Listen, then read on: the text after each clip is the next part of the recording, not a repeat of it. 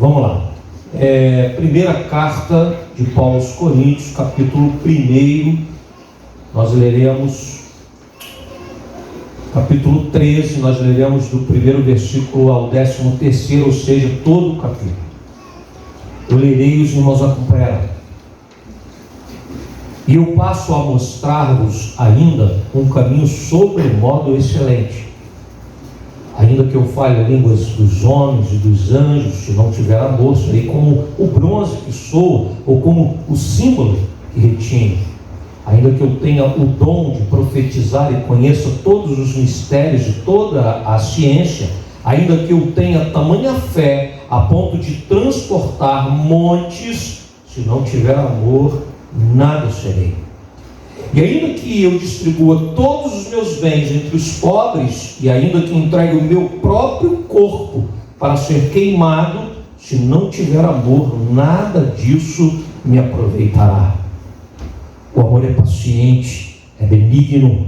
O amor não arde em ciúmes, não se ufana, não se ensoberbece, não se conduz inconvenientemente, não procura os seus interesses, não se exaspera, não se ressente do mal, não se alegra com a injustiça, mas regozija-se com a verdade. Tudo sofre, tudo crê, tudo espera, tudo suporta. O amor jamais acaba. Mas havendo profecias, desaparecerão. Havendo línguas, cessarão. Havendo ciência, passará. Porque em parte conhecemos e em parte profetizamos. Quando, porém, vier o que é perfeito, então o que é em parte será aniquilado. Quando eu era menino, falava como menino, sentia como menino, pensava como menino. Quando cheguei a ser homem, desisti das coisas próprias de menino. Porque agora vemos como em espelho, obscuramente. Então veremos face a face. Agora conheço em parte, então conhecerei como também sou conhecido. Agora, pois, permanecem a fé, a esperança e o amor. Estes três, porém, o amor destes é o maior. Senhor nosso Deus, depois de nós lermos a Tua palavra, nós queremos Te pedir, Senhor, que Tu nos ilumine mais uma vez, a fim de que nós possamos sair daqui esclarecidos a respeito do Teu querer e da Tua vontade. Amém. Abençoa-nos, Senhor, através da Tua palavra. É a oração que nós fazemos em nome de Jesus. Amém, Senhor. Irmãos, o texto que nós acabamos de ler, o texto de Paulo aos Coríntios, ele não pode ser retirado do contexto da carta. Essa carta tinha como objetivo doutrinar aquela igreja. Aquela igreja que foi alcançada pela graça, pela misericórdia de Deus, mas que apresentava muitas dificuldades. Os seus membros, eles eram imaturos. E Paulo deixa isso muito claro no decorrer da carta. Eles falhavam, e falhavam nas mais diversas áreas. Era uma igreja difícil. Paulo, ele precisa tratar princípios básicos da fé. E ele chega a dizer isso por conta da imaturidade. Era necessário um leite, assim, como que tratando de crianças. Na realidade, isso tudo, esse estado de coisas que acontecia ali no seio da igreja, tornava aquele ambiente um ambiente difícil. Os relacionamentos eram relacionamentos que sofriam por conta dessa imaturidade espiritual. O contexto imediato, anterior, no capítulo 12, Paulo, ele trata sobre a questão da unidade orgânica da igreja, dizendo que, ensinando que não há possibilidade da igreja caminhar bem e da igreja funcionar bem se não houver unidade, onde cada um compreende o seu papel e cumpre com a sua vocação plenamente, gerando saúde para o todo. Uma sinergia. O que é uma sinergia? É quando vários elementos trabalham concomitantemente ao mesmo tempo, gerando bem para o todo do sistema. Então, cada um não se repete. Não são vários elementos fazendo a mesma coisa, mas são elementos diversos, cada um operando de acordo, em conformidade com o seu ministério, com a sua função, para o bem do todo. E aí, Paulo vai se utilizar da própria figura do corpo humano. Que maravilha! Onde cada órgão funcionando e cumprindo com a sua função primeira, principal,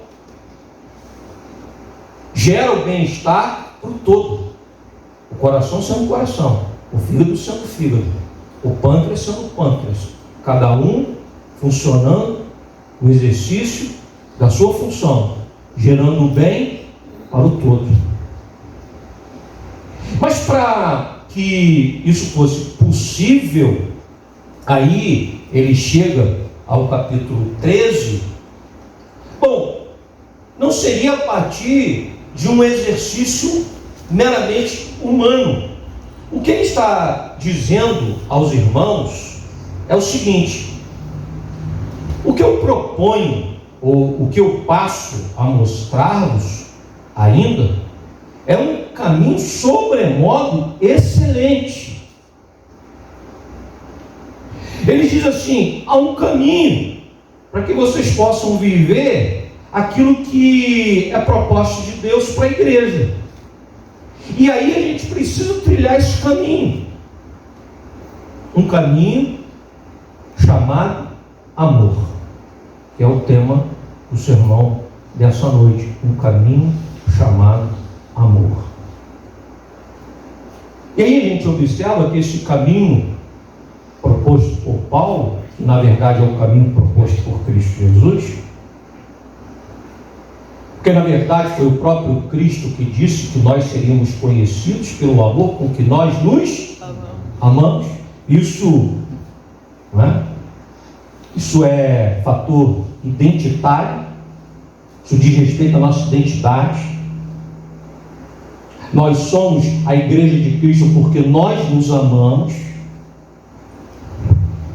E aí Paulo diz para os irmãos da igreja o seguinte: porque todas as vezes que nós somos exortados disso, e todas as vezes que nós experimentamos uma correção, a impressão que nós temos é a seguinte: de que algo precisa ser feito e nós devemos fazer, porque nós não estamos fazendo bem. Aí a primeira lição que nós tiramos aqui, esse caminho chamado amor, é que não é um caminho que se abre e que se estende a partir do fazer e do operar humano.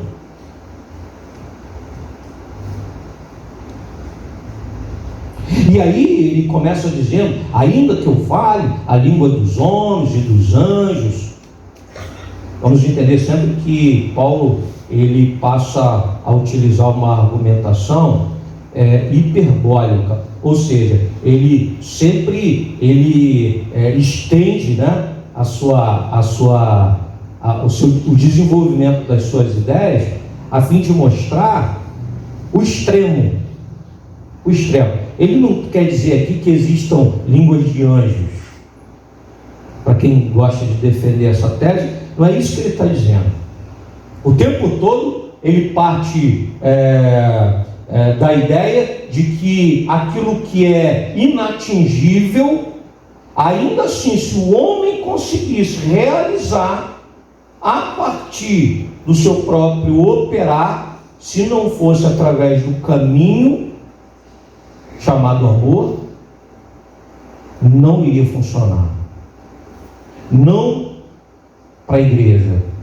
E aí ele vai dizer: ainda que eu fale as línguas dos homens e dos anjos, se não tiver amor, serei como um bronze que ressoa e como símbolo que retinha. Bom, falar todos os idiomas humanos já seria algo impossível, apesar do próprio Paulo ser um poliglota, né? De falar vários idiomas, mas não todos. Mas ele diz: ainda que eu falasse todos os idiomas, ainda que eu falasse a língua dos homens, se é que existe uma língua dos anjos, ainda que eu falasse a língua deles, se não tivesse amor, ou seja, a técnica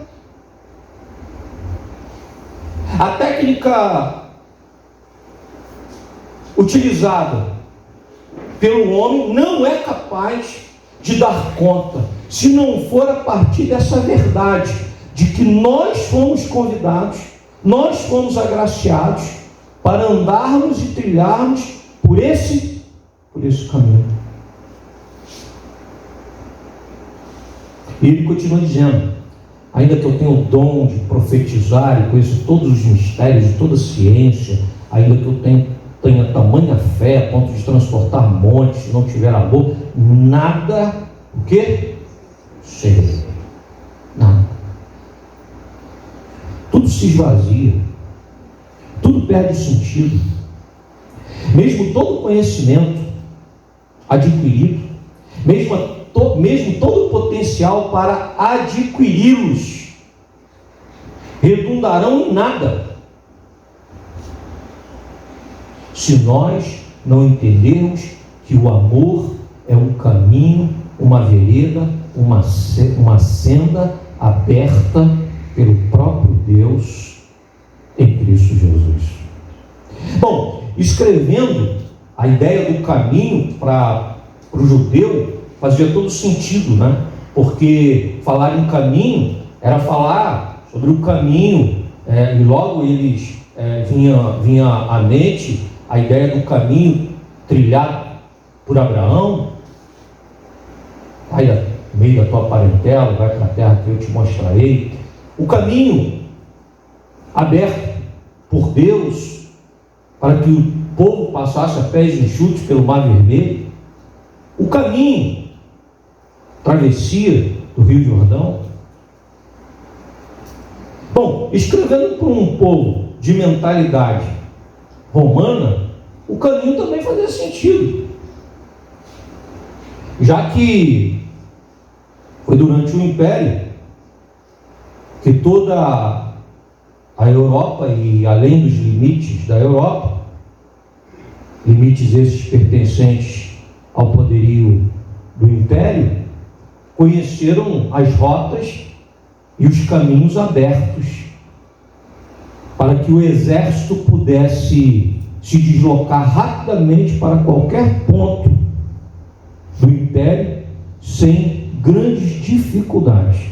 Daí vem aquela máxima, né? Todo caminho leva a Roma. Por que todo caminho leva a Roma? Porque é isso mesmo, estradas grandes, retas, pavimentadas, cortando pântanos, cortando tremedais, cortando e passando através de pontes por rios, tudo isso para escoar tanto o comércio quanto também o poderio bélico do maior exército daquele tempo. Eles sabiam que se tratava um caminho. Tanto a mente judaica quanto a mente romana e grega sabia do que se tratava.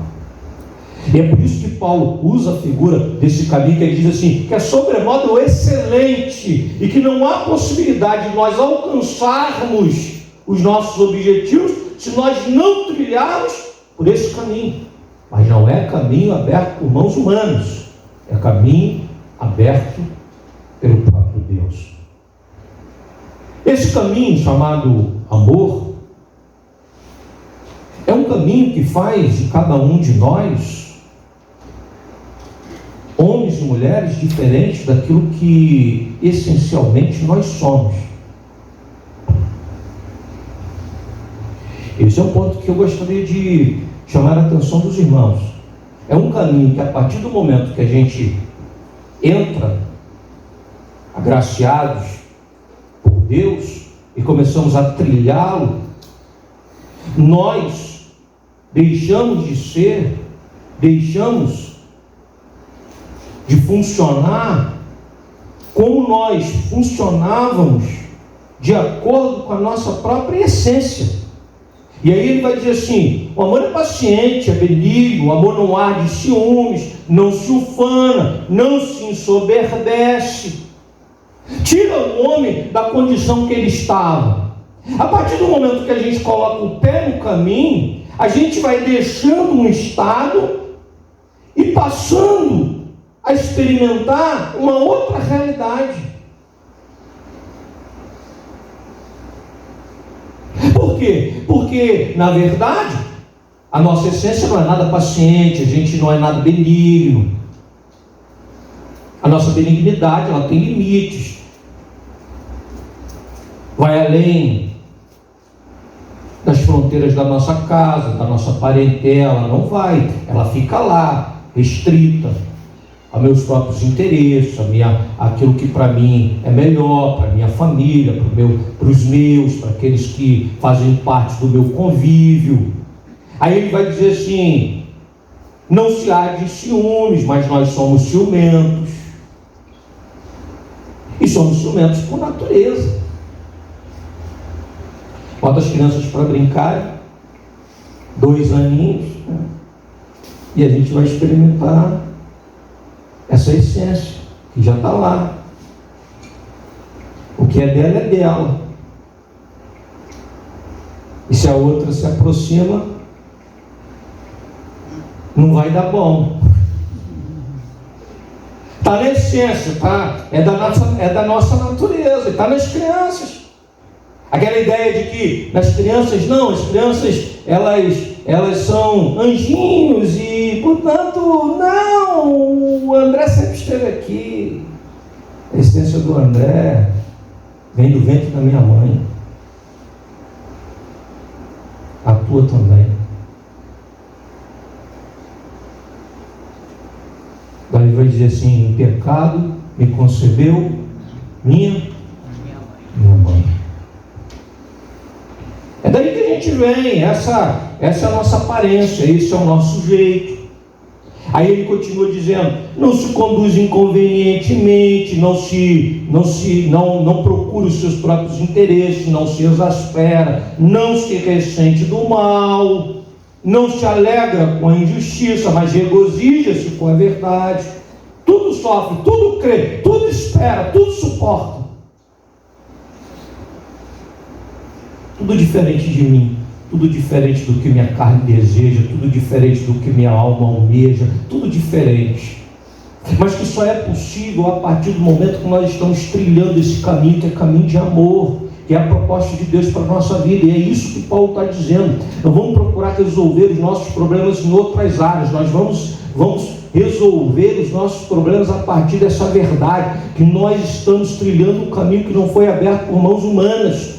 Esse é um caminho de amor, de graça, de misericórdia pela minha vida e pela tua. E só trilhando esse caminho a gente pode viver diferente daquilo que a gente viveu até agora. É isso que ele está falando para a igreja. Esses problemas todos que vocês estão enfrentando aí, sabe por quê? Porque vocês ainda não entenderam que todos fazem parte e todos são alvos desse projeto de Deus. E o projeto de Deus é que nós estejamos trilhando por esse caminho, que é caminho de amor. E ele diz mais. Ele diz assim: quando porém vier o que é perfeito, então o que é em parte será aniquilado. Porque em parte conhecemos e em parte profetizamos. E todas as coisas que nós experimentamos aqui, e tudo aquilo que a gente pode operar, ciência, nosso fazer, línguas, tudo isso vai passar, tudo isso vai acabar. Mas esse caminho está nos levando em direção daquilo que transcende tudo isso. Se tudo isso não serve de ferramenta para dar jeito, não serve, Paulo vai dizer que tudo isso vai ficando para trás, porque esse caminho, ele nos leva em direção a uma direção que transcende tudo isso. Aí ele diz assim: tudo aquilo perfeito virá. Esse caminho, que é caminho de amor, está nos levando para a perfeição. Mas a perfeição está na presença de Deus, na eternidade. Enquanto aqui nós experimentamos a travessia, como o povo experimentou no deserto, cuidados por Deus, protegidos do frio pelas colunas de fogo, da escuridão, porque essa coluna iluminava o trecho, do calor do dia, a nuvem que aliviava,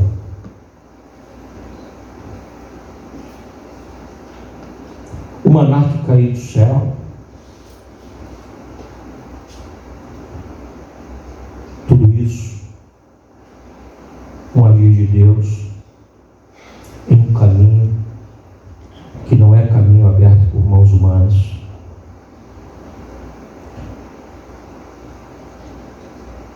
E aí, para a gente poder encerrar o sermão dessa noite, falando sobre esse caminho chamado amor, irmãos, agora, pois, permanece a fé, a esperança, o amor, estes três, porém, o maior destes é o amor.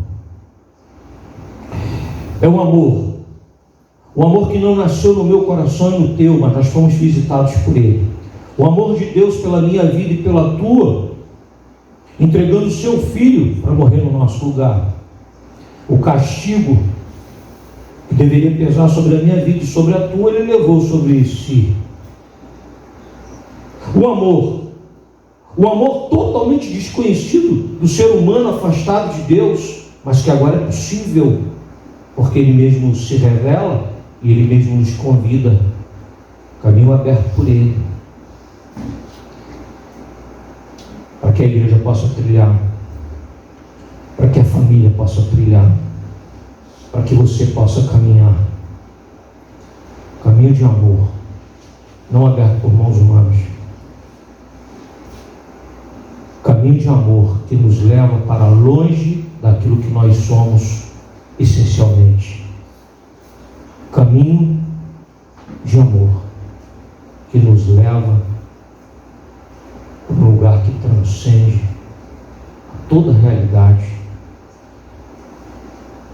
que contextualiza a nossa realidade, na mesma proposta por Cristo, no corpo, no sangue derramado, na participação da mesa.